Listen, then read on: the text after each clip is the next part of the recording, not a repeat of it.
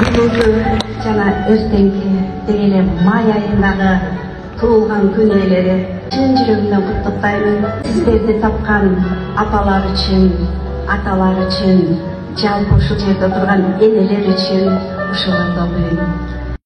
Бүгүн менин туулган күнүм.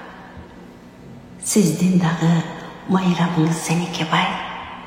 Ушул күнү белиң сыздап, көл шал түшүп чабалактап, аялдын пир ажалы төрөт дейт го, жакшылыкта, жамандыкта жабалактап.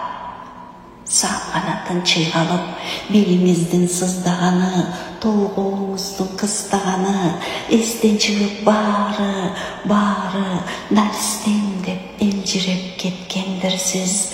Төрөлелик тоңгучуна энелик мээриңизди сепкендирсиз. Ой Кудай ай, кайрадан толгоо күчөп, сөөктөрүңдүн, жүрөгүңдүн сыздаганы жанга бүтөт.